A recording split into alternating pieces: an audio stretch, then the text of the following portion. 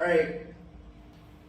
I have spent up until this point trying to demonstrate to you guys a little bit about strategy from different perspectives. We haven't hit on what I would call my favorite perspective on strategy. In fact, I've tried to give you the ones that I agree with, but there are other ones out there. If that wasn't clear to everybody, that there are people out there who would say, the 4 or 5 that I'm giving you, like, yeah, okay, but there's this one as well. There are lots and lots of different perspectives on strategy. It's really important for me that you recognize that. In fact, if you say to me at some point, hey, Dr. Leitner, for my paper, I found this article, or I don't know, something on like Inc.com or something that talks about strategy, and I want to apply that theory. Please do it. Go for it. I will learn something really awesome. But like, I'm limited in how much I can actually present to you guys and give to you. So like, I had someone ask me like a week ago from another class that I work with, and they're like, but there's also this idea. I'm like, yes, let's be very clear about that. I'm doing my best to broad brush a whole bunch of concepts here, and you will find there are strategic frameworks. I'm not talking about them. Feel free to use one. I would be thrilled to learn about a new one if I don't know about it, or be thrilled to see you using one that I know about and you teaching me something new about it, or showing me a new way to engage it, or whatever. Please do that. It would be my pleasure. So you are not, to be very clear, for the papers and for whatever, you are not limited to what's taught in class. In any way, shape, or form. Not for leadership, not for strategy, at all. Okay? Good. It's really important for me to say that, because if that wasn't clear, I want to make it clear. Can I turn the AC on? Like that one? You can turn on that one. Don't turn on that one.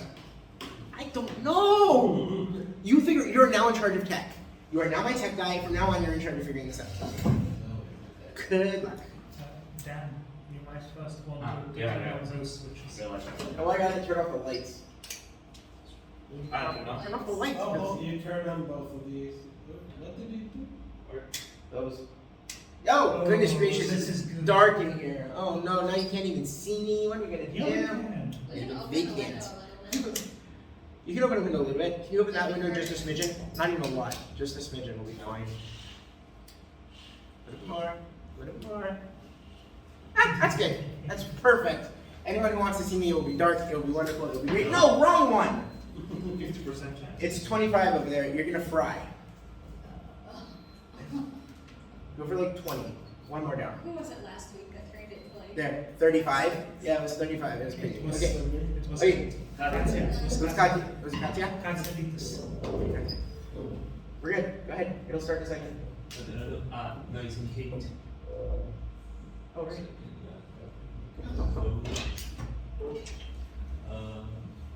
Actually, can you do the class? You can start. I will wait a moment. I don't mind until we get the technical stuff organized. It does not bother me in the least. Alright, just to reiterate this so that it's really, really clear, I'll say it again, it's very important. If you have a theory or a concept that you want to do that's not taught in class, but strategy, leadership, stuff like that, please do it. Please do it. It would be great. Okay? Having said that, onward and onward. We have spoken about this. What we're going to talk about today, I'm going to quickly go through the strategic frameworks again just to reiterate what I said last week and reinforce it. But then we're going to talk about, well, how do I get from here to there and there to there, and how do I go back again? And that's what today is going to be about. Okay, so it's going to be about taking this and breaking it down another way, or how do I deal with strategy in the moment? Like, how do I strategize in a specific relationship in the moment, in that techno-tactical engagement, where it's me and my skills and that other guy, and I just gotta figure out what I'm doing and how I'm gonna do and think. And so I want you to understand that what I'm about to teach you could also hypothetically be correlated with stages here, right? If you did the online work, I asked you guys about Cynic, for instance, and I said, hey, would you associate that, where would you associate this with Ludwig?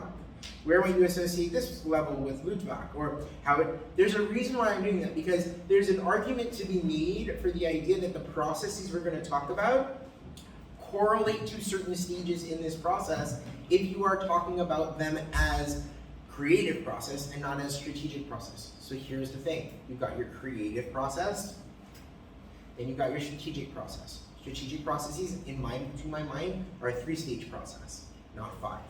Okay? Whether it's those 3 stages, or those 3 stages, or those 3 stages, or those 3 stages, well, that depends on who you ask. okay? But it's a 3-stage process, not 5. Okay. Couple of frameworks that we can use, which I started to break down last week for you guys. This is the SEF, the Strategic Execution Framework. It gives us a method for looking at what we're thinking, who we are, where we want to go, how we're going to get there, the things we actually have to put into play, and then the operations that we're going to do. And it creates an absolute feedback loop here, which is super important. Many of the strategic frameworks that are out there, for instance, this one, don't have an actual feedback loop. They don't tell you, they say, this is where you're having your relations, but it doesn't explain to you, well, if I'm meeting goals, how do I know that I'm meeting those goals? The only place you sort of see that is, well, is my revenue beating out my costs?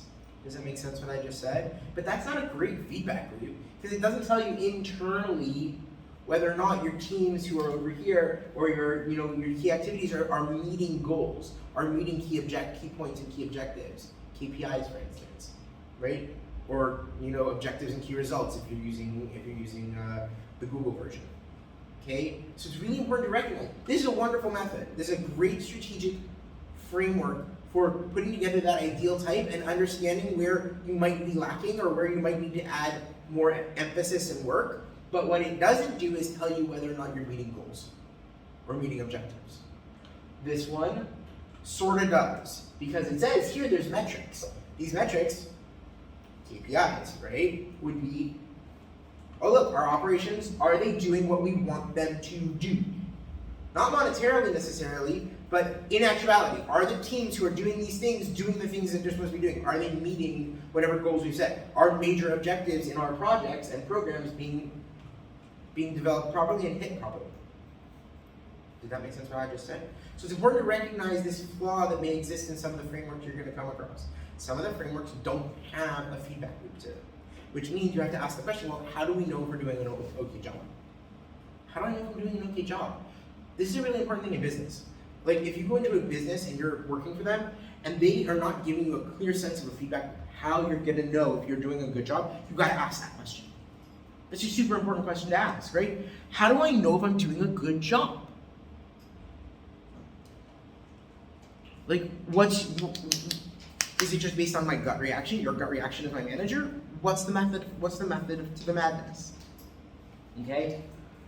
So these frameworks are very important. They're very, very good. They can give us an understanding of ideal type, but only of ideal type. Remember that, it's only ideal type. This is not operative stage thinking. Do you understand why? Because operative stage thinking takes this and goes, well, reality says about a lot of this. Like, culture is very different in reality than how people want it to be in terms of their strategic framework. Very often. People will try and strive for a business culture or a military culture that sort of addresses a specific, here's who we are and this is what we do. You can go on tons of websites. Go onto the Monday.com website. Go onto the Trello website. Go onto the, I don't care your company, like, take your pick of company. I don't care. Somewhere on there is something, IKEA. They have something about their business culture. It's written down. This is who we are. Right? This is who we are, this is who we are, this is who we are. But when you actually get into the store, do you actually feel that from them or not? Sometimes. Depends on who you're talking to. Depends on are you talking to a manager or are you talking to someone who actually is following them? He's going, She likes IKEA a lot. I love IKEA. Oh, do you? Okay. Well, have fun. I'm not saying. I like the food, not the furniture. Just Oh yeah, their meatballs are phenomenal. Yeah. So Swedish meatballs are I great. don't want to build my own furniture, but I'll go for the meal. Swedish meatballs are phenomenal. Okay, so these different models present us with a method for our madness, but they do not actually address the madness. They don't actually address reality, right? They say, in an ideal world, here's what I would like this to look like. Here are the resources I would like to be using. Here's the doctrine that I expect, my culture, my organization, Here's the organization. Here's how we're going to organize around this in terms of goals, objectives, And then it takes all this and tries to create some ideal for us to work within, or work towards, strive for. And then reality is. But how do I get from this into something else? Like, what do I do with this now? Okay, I've done this now. Now what? Because if you think about this, in reality, what I've just said is, you really only got to this point. If you're thinking of strategy as stages of something, right? As something greater. If we go back to this idea, hello, right? Really all you've done here is created that vision. Did you see it? Okay? So you wait a second, that doesn't make sense. How does all this still fit in? Because the vision as a whole is going to include all of this, and at each stage, you are going to have to readdress that and make sure that that is a part of your conceptual framework. What do I mean? Let's use SEDEC as our starting point for this, okay? We are now going to start addressing strategy as process. Strategy as process takes us from there to there. But it's why, how, what? Why, how, what? Why, how, what? Why, how, what? In each one. Does that make sense what I just said? Okay? So here, the focus will be on the why, but you still have to address the how and the what. Here, the focus may be on the how, but you still have to understand and engage the why and delineate the what. Here, the focus may be on the what, but the, okay? Make sense? Make sense? Okay. So what is this framework telling us? And if you've done a little bit of the homework online, you should know a little bit about this framework already, okay? This framework by Simon Sinek says there's 3 stages. It's why we do what we do, how we do, and what we do. So if we think about what it means to talk about why we do something, right? We do something because it gives us purpose. It's something that's going to drive us forward. It's something that we can look at and go, I want to see that in the world. I want to see that kind of world. I want to change the world that way. I want to make that change. Or I want to preserve the world the way I want it, and I want to do my utmost to maintain that status quo for as long as humanly possible. Right? And what's going to happen is that at different stages in the process, you're going to sort of focus differently, but you're going to say, okay, why are we doing this thing that we're doing? What is it that is driving us forward? Who are we?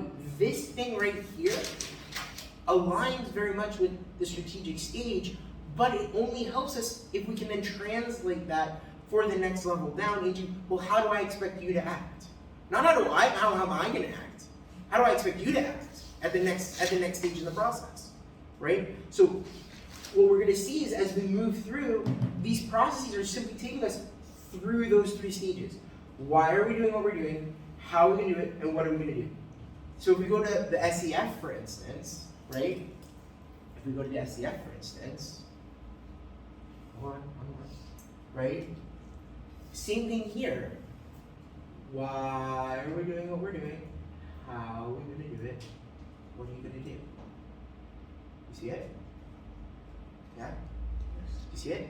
But this framework, you actually have to write it out, and then when you start putting it into process, you move through it and you go, okay, let me give you an example. You guys are all in the strategic stage of your project right now, right?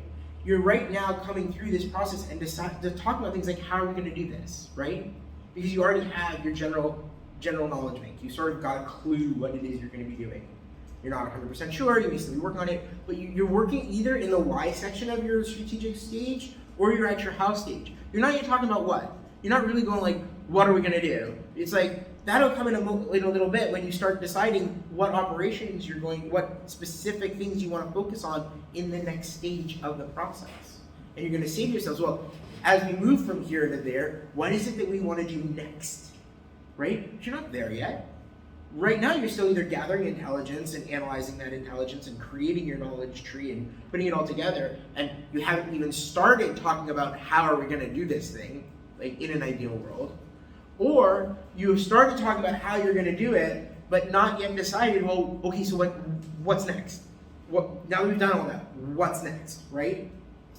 So it's really important to recognize that what SEDEC is giving us here is not the full creative process.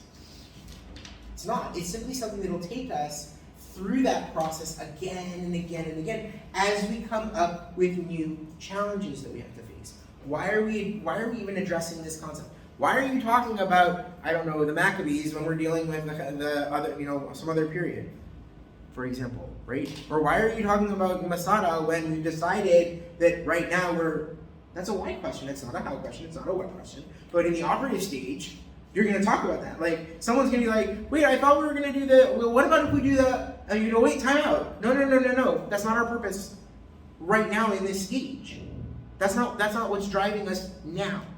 Might drive us the next iteration when we go through this entire thing again. But right now in that process, stop. That is outside of the realm of our reality. How does this work? It works, for instance, when HR is doing one thing and finance is doing another thing, or the land forces are doing one thing and the air force is doing another thing, and the Navy is doing another thing. All of them have been given missions, a conceptual framework that says, here's the overall vision, here's what we want you to do, here's what we want you to do, and here's what we want you to do. And each of them goes, well, why am I doing that? Okay, I understand the why. I understand my purpose. My purpose is to defend the land borders of the state. My purpose is to defend the aerial boundaries of our country. My job is to protect the naval waters of our country, the naval boundaries of our borders of our country. Great. So they each understand their why, but that's already in the operative stage, right? They've already been given some kind of mission statement that allows them to work within that why, right? It doesn't take us back to the greater grand strategy or strategy. Does that make sense what I just said? Does it make sense? So this is a process. It's literally taking us through these stages. You go through them, and then you do it again, and you do it again, and you do it again, and you do it again. What's really interesting is that we do this all the time. Like, when we're interacting with people, why am I interacting with you? How am I going to interact with you? And what am I going to do? Are things that I do almost in an immediate sense also. So it's a techno-tactical level thing as well. It's not just strategy or operative level. But even when we are engaging specific skills, well, why do I need to engage those skills? How am I going to engage those skills? What am I going to do with those skills? That's a techno-tactical question, right? That you would use in a specific relationship, whether it's your relationship with the knife and the cooking, or if it's your relationship with an individual, or as a salesperson. Why am I going to go up and talk to that person? Well, how am I going to talk to that person? What do I have to say to that person to get that person to buy what I want them to buy, right? So this gives us a framework for how to relate with strategy as process, not with strategy as concept, right? And that's really interesting. Or strategy as stage in larger process, or strategy as hierarchy, right? So there are a lot of people who all say the same thing using very different words. Cynics is why, how, what. You've all watched that one. Another one is by Rumbold, okay, the kernel of strategy. And he goes and says, the first thing you're going to do is you're going to come up with a diagnosis. You're going to recognize that there's some kind of challenge, there's some kind of issue, there's some kind of problem. There's some reason why you have to deal with the world. Okay? And that specific challenge, that specific thing, whatever it may be, is going to delineate for you or help you understand what the obstacles are. You're going to start there and start gathering intelligence about them and say, okay, I need to know how to deal with this thing, right? And you are going to simplify it to the critical issues. If you're talking about the Maccabees and somebody brings up Masada, you go, wait, that's not a critical issue right now.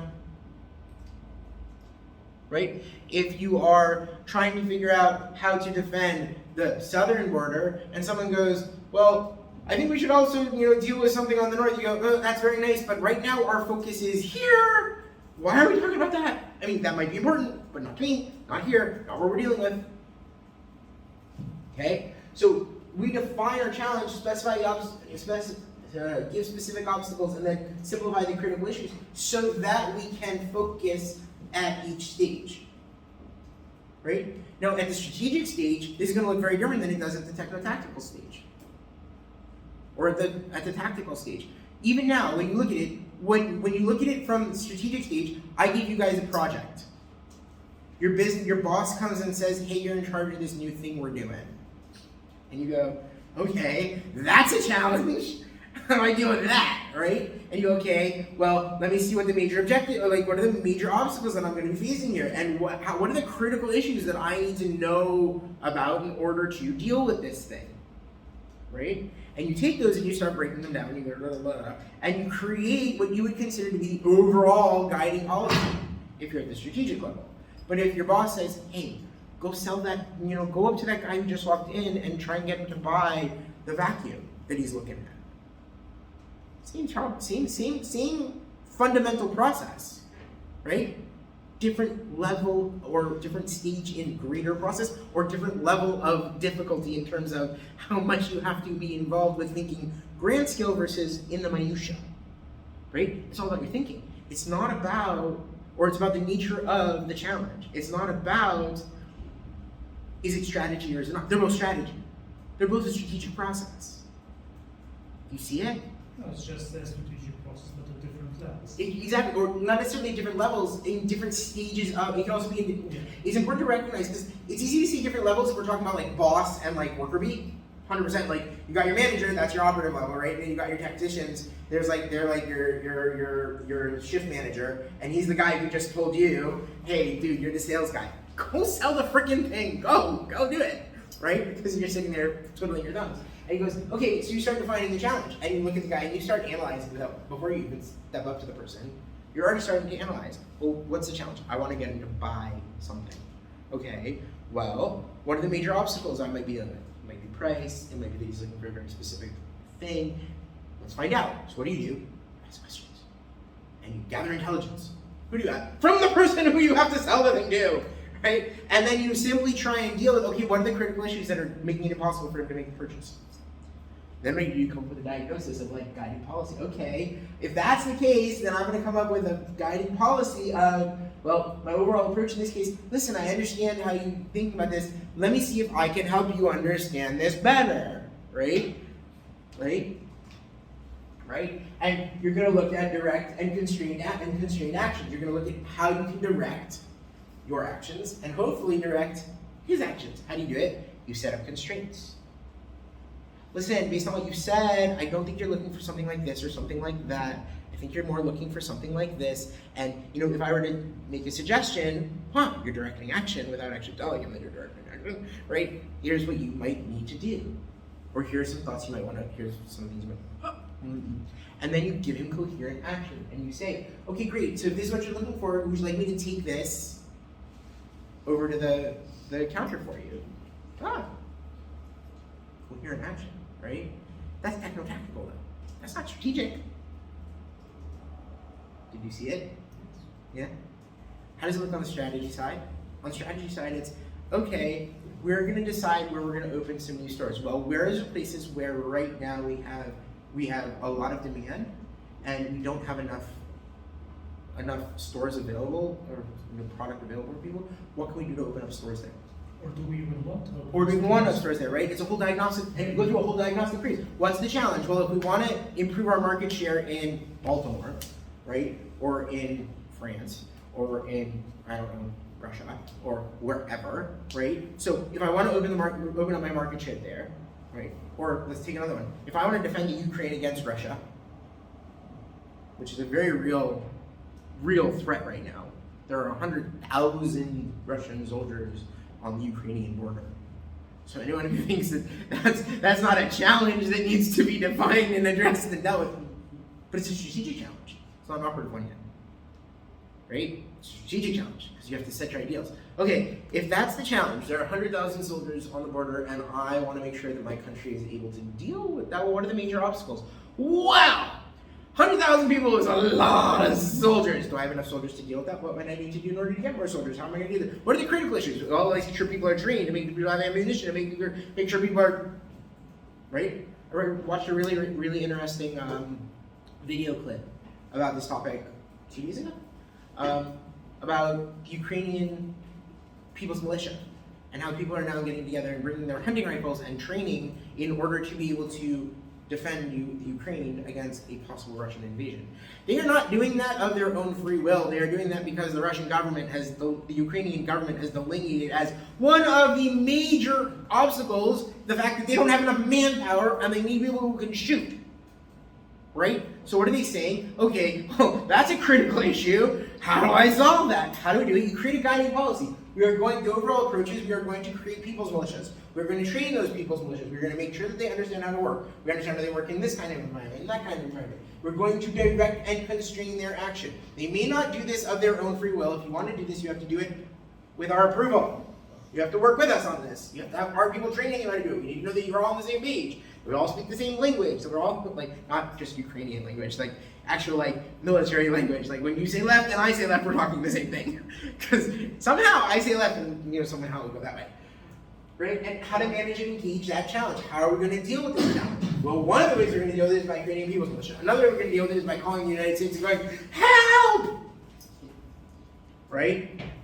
Yeah, that one's kind of a problem. I didn't say it was an effective method. I simply said it's another part of the I'm diagnosis. saying, if they do the diagnosis correctly and they gather information from previous wars, maybe they would notice that civilian militias are not very efficient. Or now you can ask the Germans in Berlin that just... No, they're not. But the fact is that they are trying to create a broad strategy. If we go back to like, one up. You're gonna say about it. No, yeah. Think about it this term. Think about it in these terms. Think about it in these terms. Okay. Okay? As an ideal type, they are looking to maximize this. Anything they can do to maximize this, they will, right? Anything they can do to maximize it. It may not be the most efficient, most effective, historically the most. I don't care.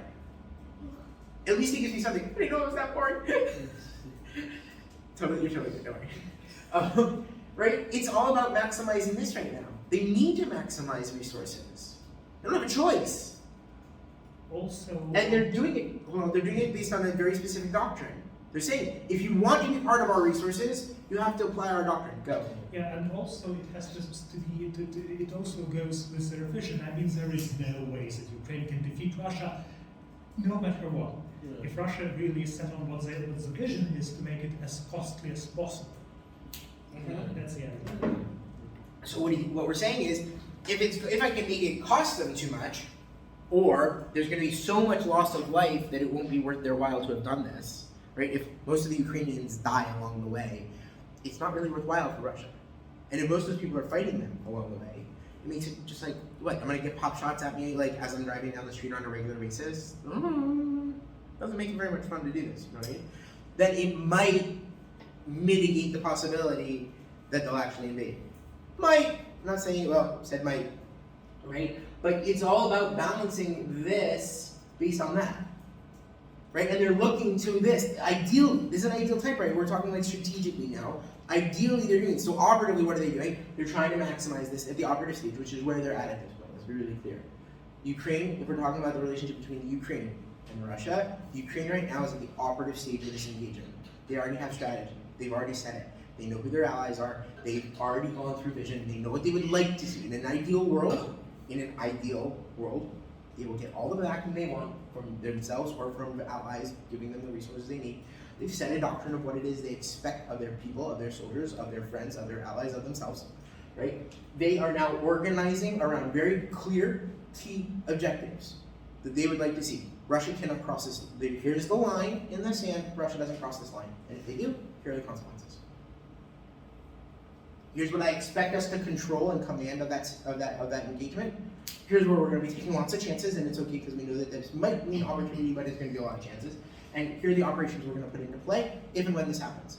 They are already talking about goals for specific objectives. Does that make sense? But they're not working tactically right now. They are working on the objective at the objective stage.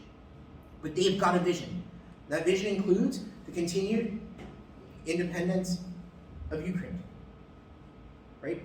Make sense? Make sense? Make sense? Sweet. So what happens is we go through this process, right, and we take coherent action. We coordinate the use of resources and maneuver to support each other. That's what we do. We start actually, okay, so if it's at the strategic stage, it's about calling in allies and seeing how they're going to support us. It's about training, it's about saying, okay, at the next stage, we need to start training militia. We have to be training militia so we've got those resources available to us. We have to start making sure that we have all the things that we need to do in order to get that thing done, right? And I'm going to take specific actions to overcome specific obstacles. I don't have enough manpower. Start calling up the Milim. Let's get them going. It's important, right? Operative stage thinking. Now we're going again, and the operative stage, they're going to start doing this again, and they are. Right? They are seeing specific challenges. So they're defining specific challenges for specific areas along the border. They're defining specific obstacles that they're going to have to deal with along specific areas further inland from the border. right? That's how they are thinking now, and then they are creating guiding policies around those and coherent actions that they expect tactically to maneuver into if engagement takes place. Another version of this. Guess what? It's 3 again. It's 3 stages. 1, 2, 3. Right? The strategic content has both external context and internal context. I like this one, okay? Because I like Okumus's because he is telling us that environment matters. He is specifically making it clear that environment matters. There is an external environment within which you are working, and then there is the internal environment and organization that you have to know how to deal with. You need to know and understand both. It's not enough to gather intelligence about what's going on in your business. You gotta understand what's going on outside your business. Not even just outside your business, but maybe even outside the sphere within which your business works, the realm within which your business takes place. IKEA needs to know what's going on in blockchain. Why? Because NFTs are going to be important for IKEA in the future. They are. Right? So they need to understand it, and that's going to create a strategic decision with multiple project implementations, where you're going to go, okay, if this is the case, then I'm going to set you guys onto this path, and you guys onto that path, and you guys onto this path. Now you're bringing me down for, what am I going to do next, right? So you're thinking about how you would divide that. You're going to create strategic decisions, right? What he calls new implementation variables, things that will influence future action. Here's the things I feel like are important. What are the challenges? What are the obstacles? What are the key issues that I need to deal with? What's important? That's what he's saying. He's saying what's important, right? Then you go through this operative planning, called operational planning, resource allocation, communication, people monitoring feedback, and external partners. Wow, that sounds like either the operative stage or how we can do something, depending on which, like, does it make sense what I'm saying? If we're talking about it as a big process, but if we're talking about it as a 3-stage process, that's that middle zone. That's that middle zone of resources, doctrine, and organization around future action. Are you seeing it? Please tell me you're seeing it. This is important. Okay? And then outcomes, tangible and intangible outcomes of the project. Here's where we're gonna actually engage and we expect to see actual outcomes. Something has to happen. Are we good? Can I keep going? Does anyone have questions so far? Thoughts? Okay. Okay, John Boyd gives us another process. This one's 4 stages. I would argue it's 3, but just because I can break this down a little bit. But Boyd, just to give you a little bit of context about where he's coming from, because this is a little bit different. Okay, context for the one beforehand. The guy who wrote that is talking about managing a hotel. Okay, the SIF, the Strategic Implementation Framework that Okumus does, that's about a hotel. This guy is a fighter pilot. So he's talking in the techno-tactical. He's coming from there, and he then takes this and goes, this applies at every frequency, in every freaking relationship you're ever going to have, from the grand scale to the minutia of a fighter pilot against another fighter pilot. But he comes from the techno-tactical state, and then applies this to grand scale stuff, so that you understand where he's coming from. What he says is, there are 4 stages of implicit guidance and control that we go through in our relationship, moment by moment by moment.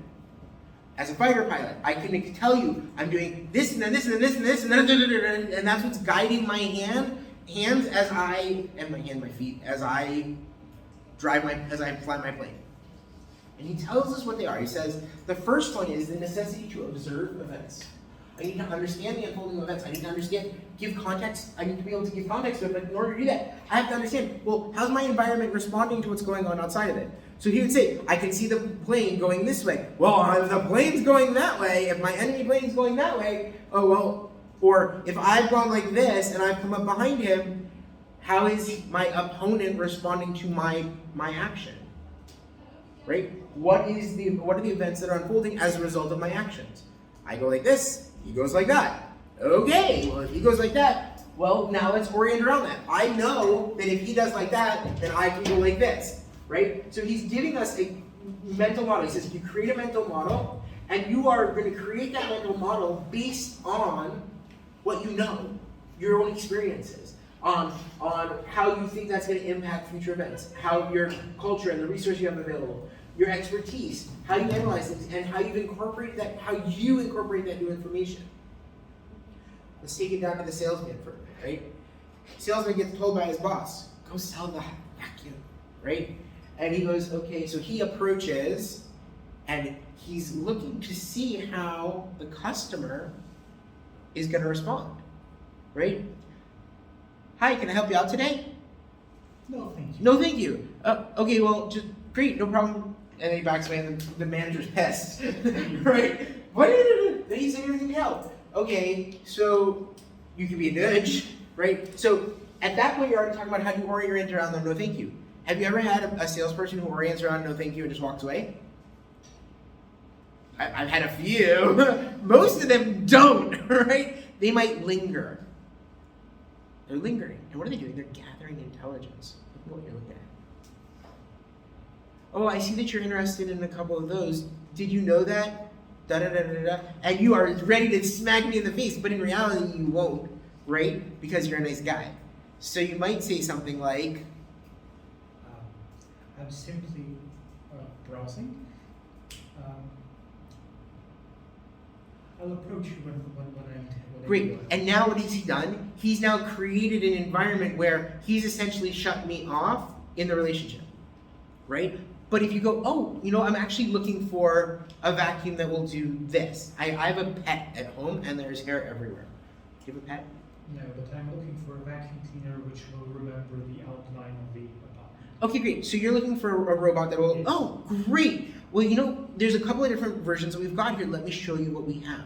And now I'm going to orient around that, right? Okay, so what just happened? I gathered information, I looked at our unfolding events, I looked at the environmental response, I looked at how my opponent was responding, right? And then I created a mental model for myself to be able to understand where I need to guide this process to move forward, right? And then I'm going to make a decision based on that. I'm going to be like, oh, wonderful, that's what you're looking for? Let me guide you to here. And I'm going to decide how I'm going to act as a result. You know, let me show you these and then I'm going to leave you alone for a bit to do some, you know, just here's some stuff you can read. Or I'm going to decide that I'm going to sit here and I'm going to do the following action. Let me explain these. Would you like me to explain these to you? Yes, no, maybe. I have to test my hypothesis. Do you see it? Now, the argument I would make is that this and this are really sort of like one thing, if you want to talk about it as a three-stage process. In the sense that the deciding process is create my hypothesis, take action, right? Decide, take action to engage, and then outcome will be will either bring me back to the beginning again to keep on the process, or it will have been successful and I shot down my enemy plane. Right? So, I'll buy that robot. Excellent. Let me take you to the coupon. Let me take you to the register. Ching, ching, ching, ching. And the engagement is over. My hypothesis was correct. You know, let me come back and let me think about this for a little bit. Oh man, I hate when they do that. Okay. He's coming back! Go through the process again really quickly. Hi, welcome back. Oh, you really are interested? Great. Is there any other questions that I need to orient? Hypothesis. You ready? You know, which one did you want me to take? Great. We're done. Did you see it? Okay, great. Do you understand how this might work at the strategic level? Do you understand how it might work at the strategic level as well? Right? Because there you're going to make grand hypotheses. Really big ones. Remember those if-then statements we talked about? If then, if when, taking major concepts, one way or the other? Those are all hypotheses. Yeah. On the strategic level, you could say if the United States deploys its troops in Ukraine, Russia will never dare to attack. And it's a hypothesis. I don't know how accurate that is, but it's definitely a hypothesis. It is a hypothesis, obviously. I know, but exactly. On the strategic level, the Ukraine, among other things, is hoping that that is part of the overall strategy at the strategic stage. That's clearly part of their grand scheme of things, right? That's why Biden spent 2 hours talking to Putin via video conference. Do you see how they're all the same, but they're all sort of different? But they're all sort of saying the same general idea, same general concept? Yeah, great. Work. Lightner's version. Lightner's version takes the version that I had, the outline, the framework, and it says, really the framework itself gives us the 3 stages. It's just a question of what are you going to focus at on each stage of the bigger process, the bigger power process, the bigger creation process. But no matter what you're doing, you're going through all of these. You're going to go through all of them. The intellectual stage, right, is all about ideation. It's about taking ideas, pulling them in, gathering intelligence, creating my sense of knowledge and vision for the present. It's too small. I can read it to you. It says inspiration, intelligence, analysis, vision, and knowing something. As in, you can say, this is what I know about the world, or what I know about my expectations for the world. Here's what I know, and here's where I believe that I have holes in my knowledge tree. There's really cool tech now where you can actually create knowledge trees, where like you bring a whole bunch of people together from your company, and they all add how things are interlinked and whatever, and all of a sudden you see these holes, these gaping blank spots on the map, and you go, what's supposed to be there? What are we missing? Right? Then you take that and you deal with it emotionally. Now, I do mean very much emotionally, because when you're talking about things like doctrine, and you're talking about things like resources, time and energy, people get very emotional. That is where people feel, is it worth my time or not? Is this worth my time or not? Does it meet my values or not? Nowadays, when they talk about the Great Resignation, right, everyone's resigning from their jobs, and people are saying that this has become an imperative part of understanding strategy in business. You need to understand how people are emotionally attached to your doctrine, your culture, the society that you're creating within your business. Not that that's the only thing they want, because they also want resources, right? They want to make money. But lots of money, crappy environment, a little bit less money, really great environment, people are much more inclined right now to take number 2. Used to be people are more inclined to take number 1. Okay? And then you come into actionable things that you can imprint on the world. What can I control? What can I command? What are the things that I can force to happen? Right? What are the things that I can command and control? What are the things that I have to, where do I have to take chance? Where is risk and opportunity going to take place? And then what are the things I expect in that next iteration, in the next stage in this process? Okay? Once again, we're going to do this with the business, the sales associate, or with the guy who has to create the app, or whatever, right? He gathers all of his intelligence, he understands vision, he gets a knowledge tree, and then he starts saying to people, how much time am I going to have? Project mentorship, and going, well, how much time and energy is this going to take, and what are the limitations that I have to put on it, and how do I have to understand this? And okay, well, let's organize it around here, and here are our objectives, if we're using the Google/John Dower version, or here are our KPIs, right? And then you go, okay, well, you're going to be in charge of this, and you're going to be in charge of that, and you're going to be in charge of this, and I know we might not get these parts done, but if we can, then and here's where I'm taking risks, and go. Operations. And then you come back to this again later, and you do it again, you do it again, you do it again. And we literally live in this all the time. As somebody who trains with a firearm, any of these works, but it's important to recognize, like, when somebody starts shooting at you, you automatically go through this process, right?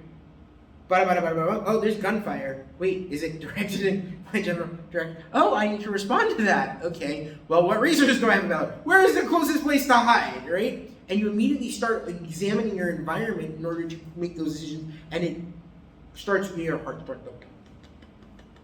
And you really start to move, and you're like, okay, and it becomes very clear all of a sudden, where are the places that I can hide? What kind of weapons do I have available to me to respond? What does the doctrine say about my ability to respond? Is this an event where I am allowed to respond or not? You have to make those decisions because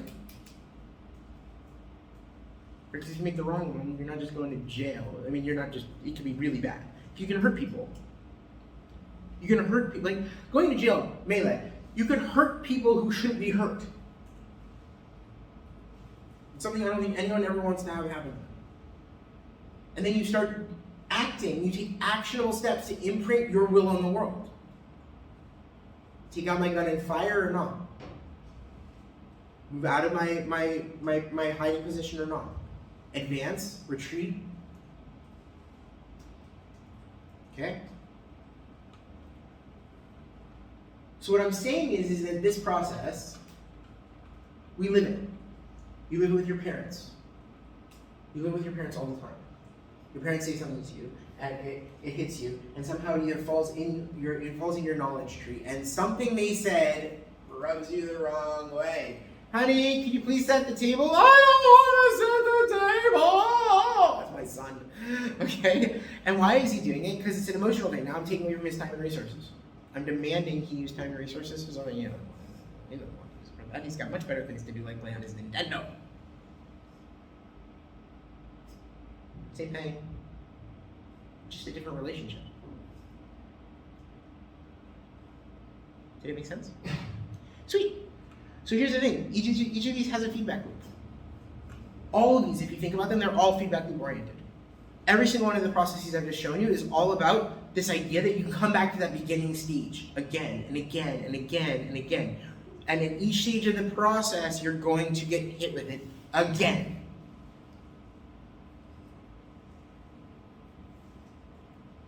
Sometimes the other is simply you, future you, dealing with whatever it is you decided as a group, right? Sometimes future you is simply going, okay, what are we going to do next? There you go. Sometimes the other is very much an other. The customer, the pilot in the other plane, the enemy, the Ukraine versus Russia. Russia's the other in this case, right? So there's a feedback loop going on between Ukraine and Russia all the time right now. And a lot of that is going through intelligence gathering systems from the Ukraine and from Russia, right? Yeah. Russia is using all kinds of intelligence gathering systems. The Ukraine is using all kinds of intelligence gathering systems in order to move this process along through its different stages, through the different stages of the strategic process, so that they can come back to the beginning and start it again and again, day after day, hoping that nobody crosses the border. You have a question? Yeah, but the only reason why we see Russia as the other is because we're stepping on Ukraine's shoes right now. If we were to step on Russia's shoes, the other would be Ukraine, and therefore the whole strategy would be... Who's we? I was talking as the Ukraine. I know, but what I'm saying is that the Ukraine, that's my point though. Okay, the Ukraine, in its I'm talking specifically about the relationship between UK and Russia. I'm not talking about the Ukraine internally. No, of course, no. What I'm saying is that in this specific scenario, the other is Russia because we're in the shoes of Ukraine. But if we go into Russia, Then it's the Ukraine. other would be Ukraine. Absolutely. And the whole strategy would change. This whole thing would look different. Like the things you would be putting in, like all the little post-it notes that you would be putting up on this thing would be completely different, right? 100%.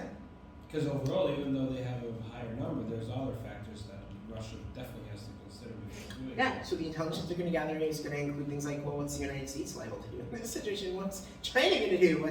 What's Germany going to do? What's Britain going to do? What's France going to do? Oh, I don't care about France. What's Italy going to do? Right? I mean, let's be honest. Sorry. Does this make sense what I just said? So yes, you're 100% right. It depends on what perspective you choose to analyze from. If you're the Ukraine, you're going to do it from the Ukrainian perspective. But what you want to try and do is you want to try and get into the other person's head. That's what that is. This part of that process and the strategic phase in the creative process or the power process is all about getting into the other's head.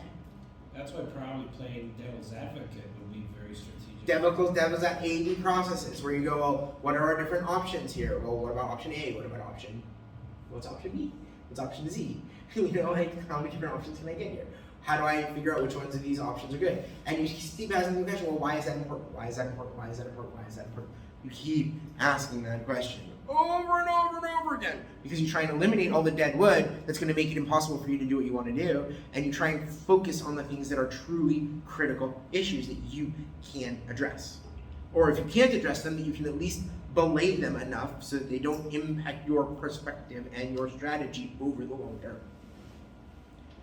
Because you can't stop everything. There's a limit to how much you can actually engage your own environment. Ukraine cannot stop everything that's going to happen. But it can say, here's the critical issues. I need to stop it here. I need to stop them there. I need to be able to, push back anything that comes from this direction. Okay, so they're coming in over there. We'll deal with that. We'll deal with that. No problem. But I'm not making that one of my critical issues right now. Does that make sense? What I just said? Okay, the Russian will look at it the same way, but Russia's now going to look at it from the perspective of, I want to attack. Okay, well, in an ideal world, I take over Ukraine in 24 hours, and it takes a little bit of air power, and they go, white flag, and we're done. But that's really ideal. So let's talk reality a little bit here. And the operative people go, yeah, good luck with that. Here's what's really going to happen. And here's the forces that you need. And here's the this that you need. And here's how we're going to do this. And here are the objectives that we expect over time to be hit. And here's how we're going to do that. And they pass that down to the soldiers at the battalion level and at the the brigade level. And they go, okay, well, here's my objective. My objective is to conquer the northeastern border and make sure that I've pushed the Ukrainian forces back 20 kilometers. Here's my job. My job is to go around those people and catch them into a pincher move where they are now stuck between these Russian forces and these Russian forces. If I can do that, then da-da-da-da-da-da. And here are the goals that I'm going to give to the soldiers underneath me. Your job is to conquer this town, and your job is to conquer that town, and your job is to get this part, and your job is to take over that naval base. Did you see it? It's just a question of whose side are we taking on this. I'm taking Ukraine's side for now. I can take Russia's side, no problem. We can bring up a map of Russia, a map of the Ukraine, and we can do it. Would you like to do it? I'd be happy to do it. Would you like to look at the map of Ukraine and see how they might be able to break it down for objectives? Yeah? Okay. We can do that. A couple more slides quickly so that we can get through this, and then I can show this to you. And I will skip the next section to be able to show it to you. All right, so one of the things when we talk about strategy as process, we look at the whole thing as a whole, right? What you're going to find is that there is this sort of like idea, means, and then methods way of doing it. Now, here's the thing. At different stages, the focus will be different. At the politics stage, you're going to be looking for inspiration. At the strategic stage, you're going to be looking for intelligence more than anything else. At the operative stage, your focus will probably be more on understanding. What is it that you understand and feel like you can get done? Like, okay, here's what I understand about reality. And then at the tactical stage, you're going to really be focusing on, well, what do I know? What do I know that I can do? What are things I'm actually going to do? Same thing, your inspiration, vision, purpose, mission. It's the same politics. You're going to look for inspiration. Or you're going to try and determine inspiration. This is what inspires me. Push that downward. Push that forward, right? Then it's going to be like, okay, I want to create at the strategic stage as my focus for the top part of the beginning part of the strategic process. At the strategic stage, I'm going to focus on, my job is to create vision. My purpose at this stage is to create vision. My purpose at the operative stage is to understand my purpose. My purpose is my group, as a group. My purpose in this stage. And then at the next stage, at the tactical stage, it's, what's my mission? Do you see it? Do you see it? But that's just the first part, right? And then there's a second part. It's the same thing. You've got, either it's objective, you either have objectives or you've got goals. Depending on what stage you're talking about. When you get to the tactical, you're already talking goals. When you're in the operative, you're talking objectives. At the strategic, you're talking about vision. Okay? And you go through this and you see, what are the resources available? What limitations on action? How long is this going to take? How long can you do it? Is this an absolute number? Absolute number of money, absolute number of time, absolute number of resources, absolute number of people involved, absolute number of whatever it is. Is there an absolute in terms of doctrine? You may not do this. Period, end of discussion, or is it you shouldn't do this? There's such a big difference between those two. Have your parents ever said to you, look, that's not a good idea? Are they saying no? No. They're not. There's a very big difference between them saying, listen, it's not a good idea, and them saying, no, you cannot do that. I don't care where you want to get a piercing, the answer is no, right? There's a very big difference between those two statements. Okay? And then you're going to look for efficiency of action. And here's the thing, I gotta make this really, really clear, because this is just me being like coach and mentor rather than professor for a second. Very often people get down to this stage in whatever phase we're talking about, doesn't matter, and they start looking at successes, and they start looking at failures, and they go, that was a failure, and they don't want to learn from it. And they don't learn from other people's successes. They're like, no, I know how to do this. I hate when my son says that. I know it. No, you don't. You haven't looked at what anyone else has done to be able to tell me that you know how to succeed in this realm. And more often than not, we don't necessarily let ourselves be open to the possibility that we need to learn from other people's successes, we need to learn from our own failures and from other people's failures. But more than anything else, and this is me literally playing coach for a second, you will learn from your own perseverance, your own willingness to face the difficulty and go, okay, how do I push through this? And then push through it and learn from that. Learn about yourself. Learn about what it means for you. How much can you actually bring to the table? Because it will teach you something about when you're in the crux of a situation where you don't have a choice but to succeed in your own mind. Okay? As someone who has worked as a medic and someone who has been at, like, I've seen people try and commit suicide and I've helped them, like, help to save their lives.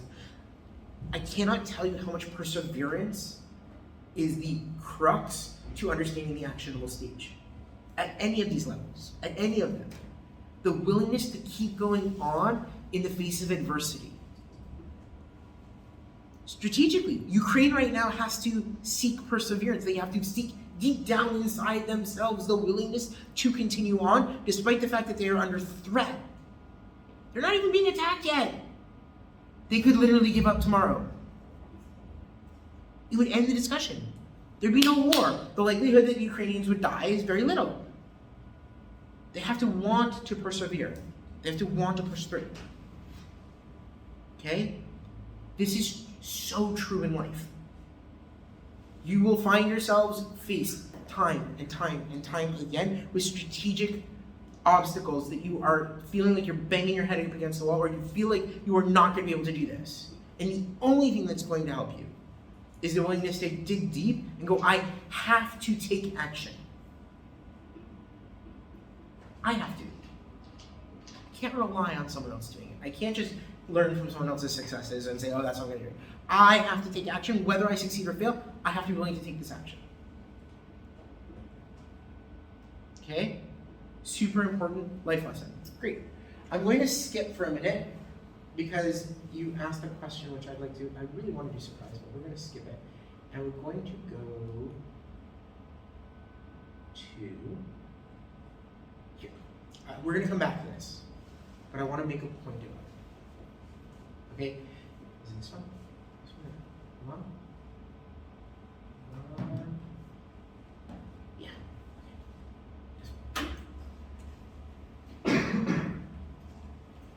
I'm just skipping forward for a minute, and I'm going to take a couple minutes off. When you get to the operative stage, you start looking at what's called objective reality. You're trying to create an objective sense of what reality looks like. And that objective reality is going to determine for you whether or not you get to let doctrine be a more driving factor, or resources be a more driving factor. Now, there's another option here, which we'll talk about, but I just want to focus on this balance for a minute. If you find yourself in a situation where you don't have a lot of resources, right, then you are going to find that you must let doctrine be the thing that drives you. You are going to choose what to do first based on your values, what you think is most important, right? So you're going to do this first, and then you're going to do that, and then you're going to do something else. So if we go back to those maps that we were looking at, right? If Ukraine is suffering from a dearth of resources, which they are, then what are they going to do? They're going to determine what are the most critical objectives that they have to defend against. What are the most critical centers of gravity that they have to make sure don't get taken over, and everything else becomes secondary because they don't have a choice, right? On the other hand, if you're Russia, you can go, wow, we're going to hit objective 1 and objective 2 because I got 3 different units that can do this, and 3 different teams that can do that, and 3 different teams that can do that, boom, boom, boom, boom, boom, boom, boom, boom, boom. Because I got a lot of resources. Right? But there's a balance taking place. What happens is that as these things come into play, right, they actually can balance off of each other. Sometimes what happens is that instead of us saying, oh, there's a lack of resources, I'm going to let doctrine, I have to let doctrine, it's rather, I've got plenty of resources, but I would rather focus as many of those resources as I can to get this one major objective done. For example, the project you guys you guys are doing.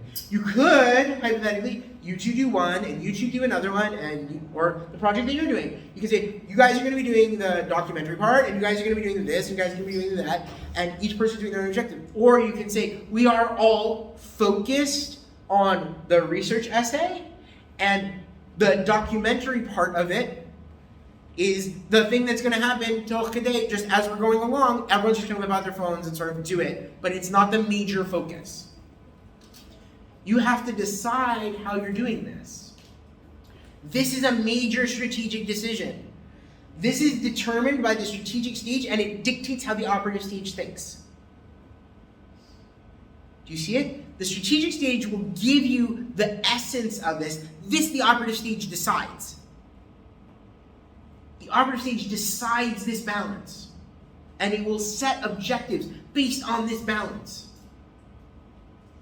Can you do a lot of things at once, or do you have to do one thing, and then another thing, and then another thing? Now think about that in terms of what we were just talking about in terms of those maps.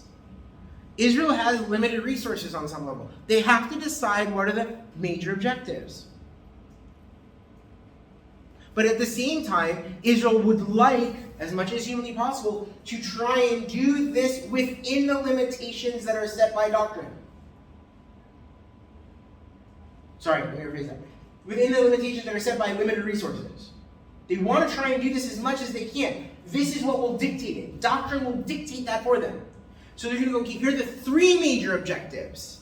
Okay, those three are the ones we're going to put our major forces and resources to. That's how we're going to separate them and spread them out.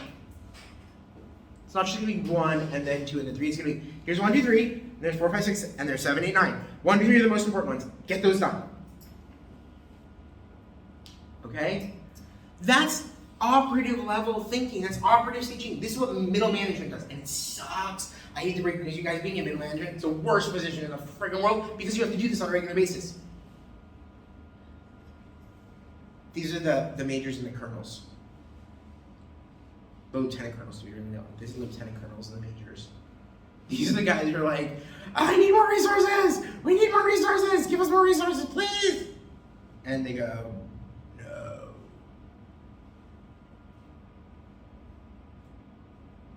Okay? Okay. I have 2 minutes, and I'm just going to broach the subject of surprise very quickly. Surprise hits any level. It can hit you strategically, it can hit you operatively, it can hit you tactically, it can hit you at the techno-tactical stage. It can hit you depending on how impactful it is. It has nothing to do with what stage in the process you are in, necessarily. It really may make no difference at all. It may not make a difference what level you are in the hierarchy, how it hits you, or its impact on you. I mean, you may feel it more distinctly. Like if you're the soldier on the field who's suddenly surprised and goes, we're under attack! You're feeling it a lot more intimately than the guy who's in the back going, what? They're attacking us? Holy crap! But surprise in its nature is the same for everybody. And it's based on 4 fundamental core concepts. Your known knowns, the things you know that you know. Right? That's your tree.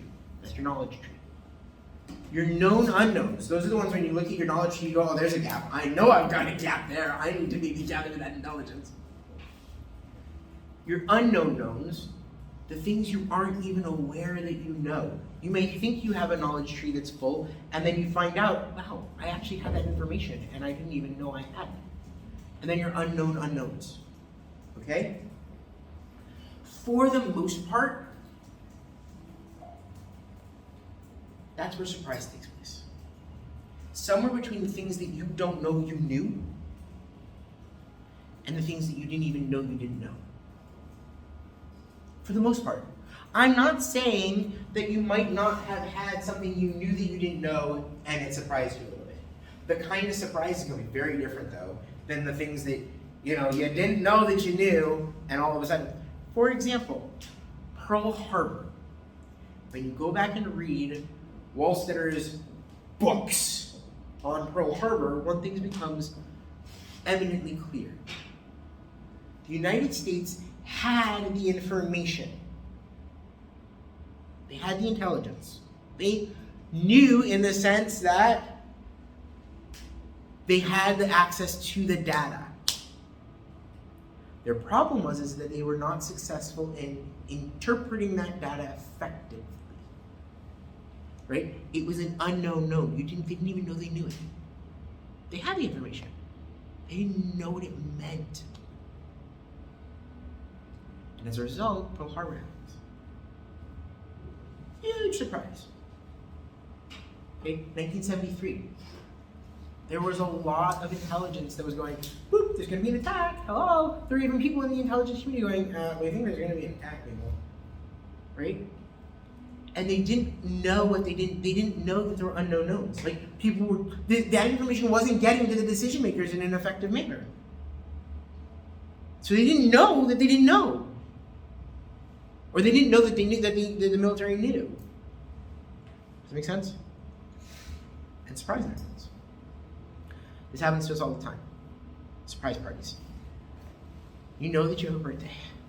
You know that the people know that you have a birthday. Right? What you don't know is that conversation that you knew what took place was about your birthday, but you didn't know it was about a surprise party. You knew a conversation took place, but you didn't. Does it make sense what I'm saying? Okay. Are there any questions up until this point? Great. Next week is the 20th. I have a doctor's appointment, so we will not be meeting. I will see you in 2 weeks. Yes, sir. Thank you, sir.